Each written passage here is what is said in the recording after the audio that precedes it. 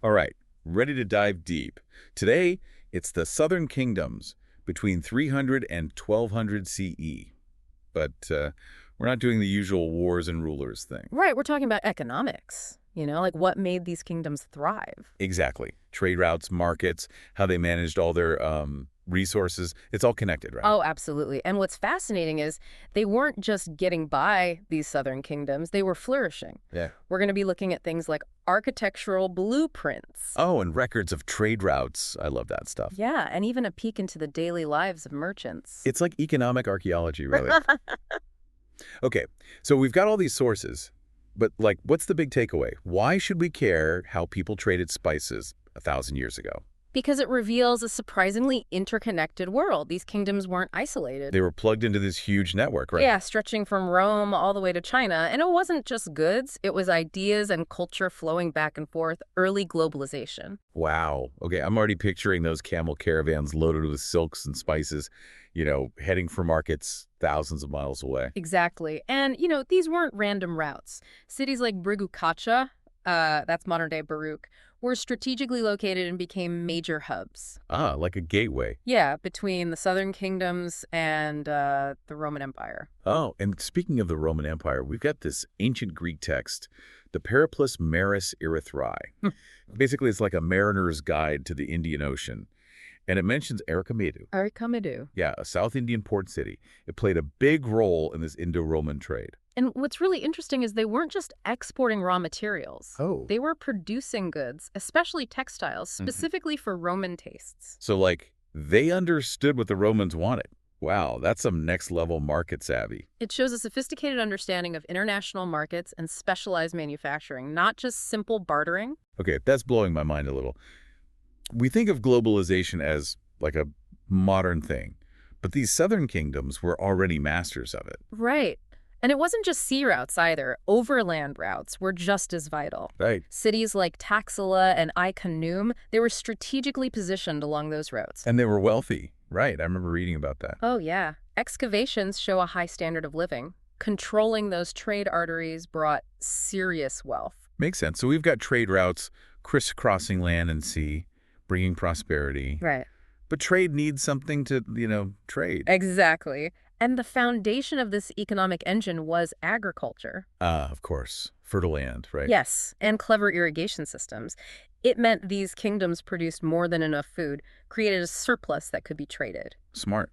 But did everyone have equal access to that land? How did they manage all those resources? Well, that's where things get interesting. They had this system of land grants. Basically, kings would give land to individuals in return for their loyalty or service. Kind of like an early feudal system. Yeah, you could say that. But what did that mean for the average farmer, on the ground? Well, it created a social hierarchy. Okay, so not everyone was equal. Right. While some peasants owned their land, many were tied to the land they worked.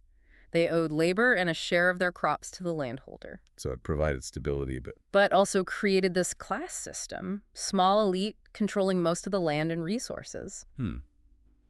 So even as these kingdoms flourished, there were seeds of inequality. It's a story as old as time, isn't it? Winners and losers. It is. And this system also fueled the growth of these powerful merchant guilds.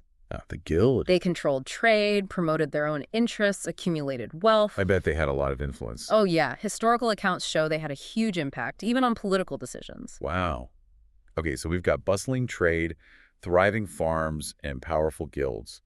It's starting to sound like a really complex system. Oh, it was. And to really get it, you have to imagine yourself in one of these bustling marketplaces. Oh, I love this part. Paint me a picture. What would I see, hear, smell? Okay, so imagine a kaleidoscope of colors and scents. Merchants, hawking spices, textiles, pottery, tools. I can smell those spices already. The air is thick with the aroma of exotic foods, incense burning.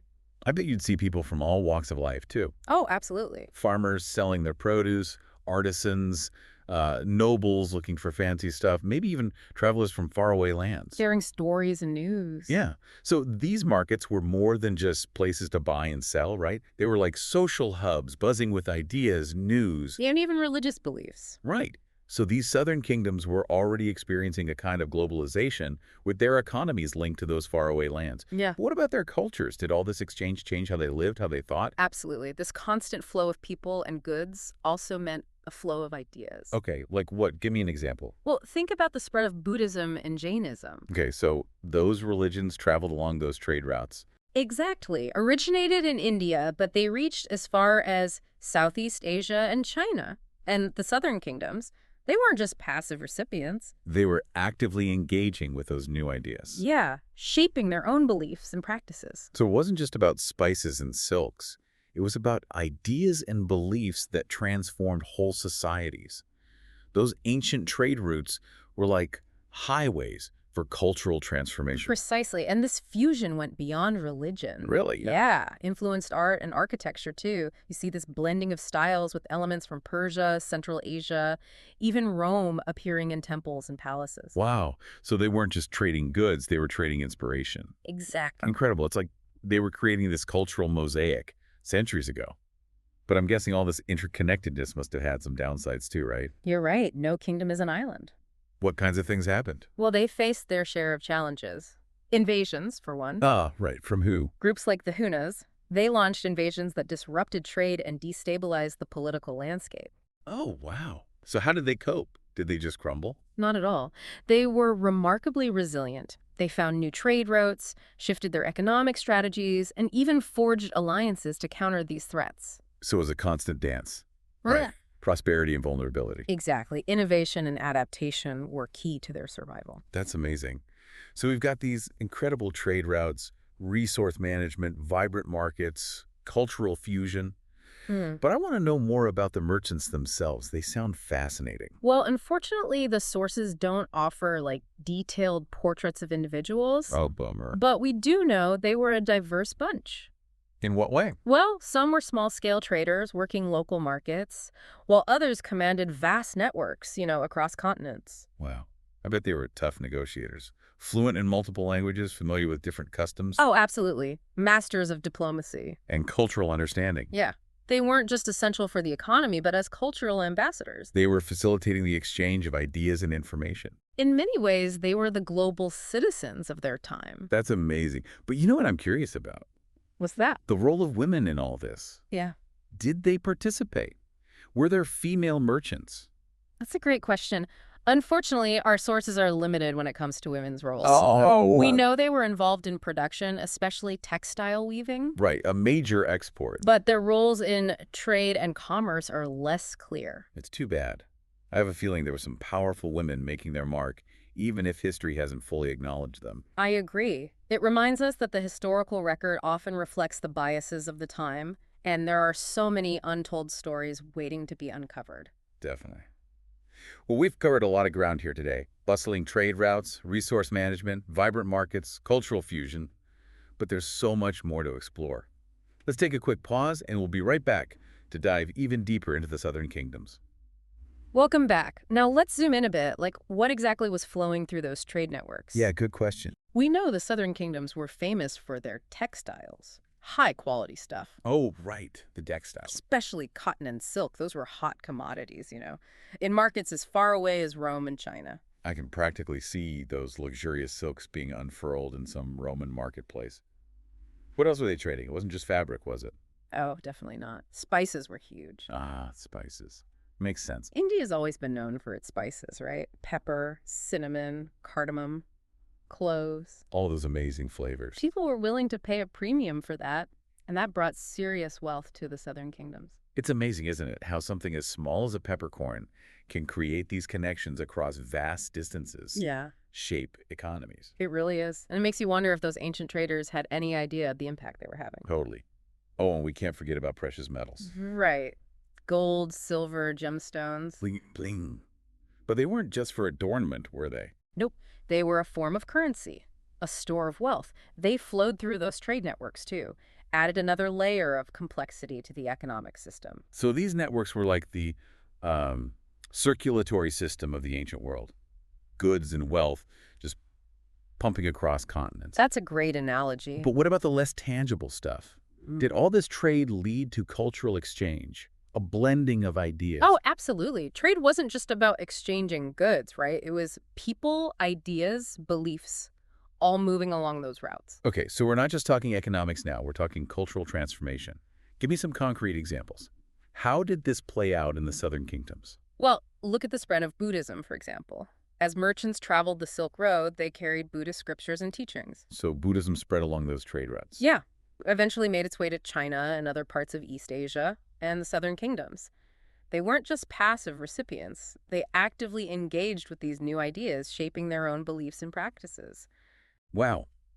So these ancient trade routes weren't just pathways for commerce, they were pathways for spiritual ideas and religious practices.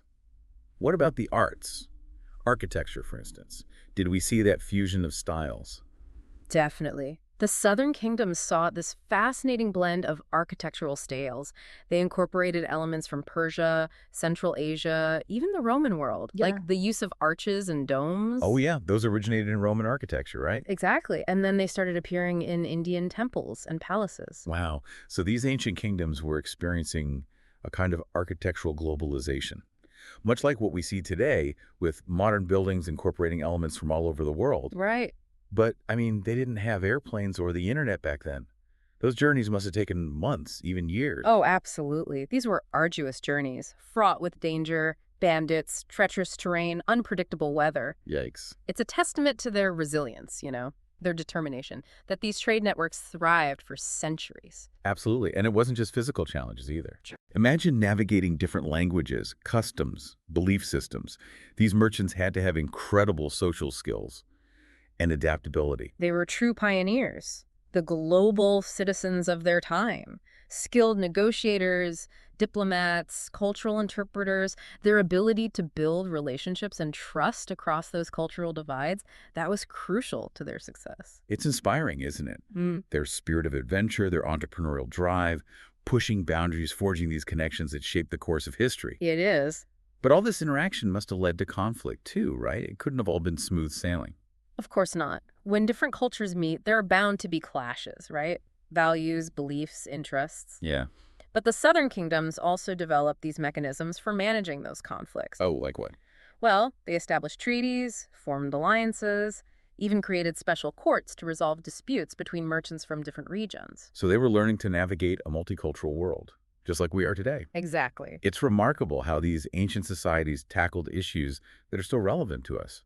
It is. It shows that despite those vast differences, in technology and lifestyles, human societies have always faced similar challenges when it comes to intercultural interaction and opportunities. It's fascinating. So we've got these southern kingdoms. They faced invasions, internal conflicts, economic ups and downs, but they didn't just survive. They thrived for centuries. You did. They adapted, innovated, built resilience.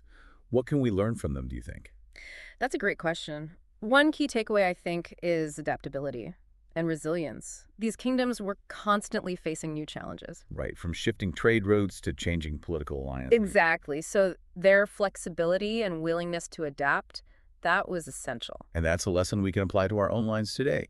In a world that's constantly changing, the ability to adapt and innovate is key. Couldn't agree more. We can't stay stuck in the old ways of doing things. The Southern Kingdoms show us that. The power of embracing change. Right. Finding creative solutions. Mm. Okay, so we've seen how these southern kingdoms built this incredible civilization on a foundation of trade and cultural exchange. Right. But let's shift gears a little. Talk about those challenges they faced. You mentioned invasions. But what about internal conflicts? Did these kingdoms fight amongst themselves? Oh, yeah, definitely. Competition for resources, trade routes, political power. It often led to conflict. But these conflicts, they were also interwoven with cooperation. What way? Well, they would form alliances, engage in diplomacy, even intermarry to maintain a balance of power. So it was this complex web of alliances and rivalries, just like in our world today. Exactly. And just like today, that balance of power was always shifting, leading to periods of stability, periods of upheaval. It was a delicate dance. It's amazing how these ancient societies were dealing with issues that are still so relevant. Economic competition, political alliances, cultural exchange, conflict resolution. They were navigating a globalized world without all the technologies we take for granted. I know, it's incredible, isn't it? They were forging connections, building relationships, navigating cultural differences, all without instant communication. Or transportation. Right. It really puts things into perspective. It does. Okay, so we've explored the highs and lows, the triumphs and challenges of these southern kingdoms. But before we wrap up this part of our deep dive, I want to circle back to something you mentioned earlier, the system of land grants. Okay. How did that system evolve over time, and what were its long-term implications? That's a crucial question. The system of land grants, it started as a way for kings to reward followers, secure military support. But gradually, it became more complex. How so? Well, as these grants became hereditary, a landed aristocracy emerged. Ah, so a small group starts holding a lot of power. Exactly. And they held significant economic and political power. So this system, which was meant to strengthen the kingdom, It could also create a powerful elite that might challenge the king's authority. a double-edged sword. What about the peasants, the farmers? How did this system affect them? Well, for many, it meant becoming tied to the land they worked. They owed labor and a share of their produce to the landholder. So they were dependent on the landowners. Yeah. While some peasants maintained independence, many became increasingly dependent. And that led to inequality. It led to a growing disparity between the wealthy and the poor. So as these kingdoms prospered, we also see this emergence of social and economic inequality, a pattern that, sadly, seems to repeat itself throughout history. Yeah. It makes you wonder about the true cost of all that prosperity. It does. It reminds us that economic prosperity doesn't always translate to social equity. It's a complex issue. Very complex. Okay, so we've covered a lot of ground here, exploring the rise and fall, the innovations and adaptations of these southern kingdoms. But before we move on to our final part, I want to leave our listeners with a thought to ponder. We've explored the southern kingdom's bustling trade networks, cultural exchanges, but what about the inner workings of these kingdoms? Like, how were they governed? What did their political structures look like? Well, it varied, of course, across kingdoms and time periods. Right, makes sense. But one common thread was this concept of kingship, often linked to a divine mandate. Ah, so the king was chosen by a higher power. Exactly. They're responsible for maintaining order, justice, prosperity. It wasn't just about political authority then. There was a spiritual dimension to their leadership. Right. But did they rule alone?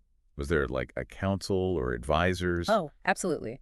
Kings typically had a council of advisors. Yeah. Nobles, religious leaders, experienced officials. So a mix of people. Yeah. They helped shape policy, settle disputes, keep the kingdom running smoothly. Makes sense. Ruling an entire kingdom, especially back then, must have been a huge job.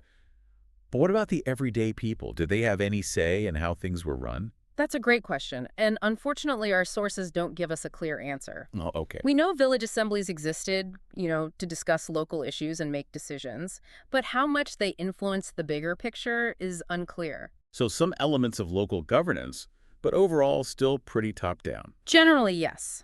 But remember, these kingdoms were constantly evolving. Internal conflicts, external threats, religious movements, all of that played a role in shaping their political structures over time. Okay, so a dynamic system, adapting to circumstances. What about law and order? How did they handle disputes? Were there formal legal codes? Formal legal codes as we know them today weren't widespread. So how did they decide what was right and wrong? Kings and their councils acted as judges, often referring to religious texts, local customs, and previous rulings. So a blend of religious principles, tradition, and practicality. Sounds like a lot of room for interpretation. It was. And it's important to remember, it wasn't always fair or equitable. Power often influenced those proceedings. Right, and those social hierarchies we talked about earlier. Exactly. Definitely played a role in how disputes were settled. Sadly, another recurring theme throughout history. Okay, let's talk about something else crucial to any kingdom. The military. What can our sources tell us about the armies of these southern kingdoms? Well, their size and makeup depended on the specific kingdom, of course, and the threats they faced. Makes sense. But cavalry played a central role. Horses were highly valued, skilled horsemen, essential in warfare. And I bet elephants were part of the equation too. I can just imagine those massive creatures charging into battle. What a sight. Oh, absolutely. Elephants were definitely used in warfare, especially in kingdoms where they were native, they were formidable, Oh, I bet. capable of breaking through enemy lines, striking fear into their opponents. Okay, so we've got cavalry, elephants. What about the average foot soldier? What was their role? Foot soldiers were the backbone of these armies, often drawn from the peasantry, armed with swords, spears, bows, and arrows. Right, so a range of weapons. Yeah. Their level of training and effectiveness varied, but they were crucial in both attack and defense. I'm just trying to picture the logistics of all this. Assembling and maintaining these armies, especially without modern communication or transportation, it must have been a huge undertaking. Oh, it was a complex operation. Kings relied on alliances with local chiefs and nobles to supply troops. They invested in infrastructure roads, fortifications to support military movements. So military power wasn't just about brute force. It was about strategic alliances, planning, understanding the terrain. Sounds pretty sophisticated. It was. And remember, warfare wasn't constant. These kingdoms also engaged in diplomacy, formed alliances, sought peaceful solutions whenever possible.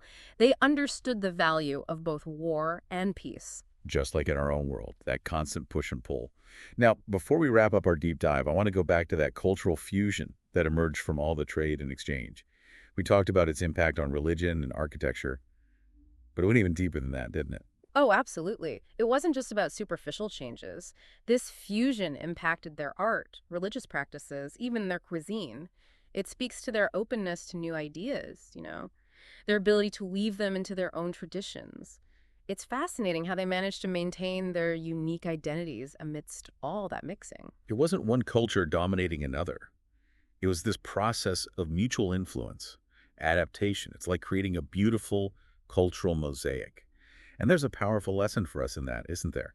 As our world becomes increasingly interconnected, we can learn from these southern kingdoms. We can embrace the richness and diversity of cultures while holding on to our own unique identities. That's beautifully put. It's a delicate balance, but it's essential, for creating a world where different cultures can coexist and thrive. As we conclude our deep dive into these remarkable southern kingdoms, let's carry with us this message of cultural understanding, adaptation, and resilience. Well said.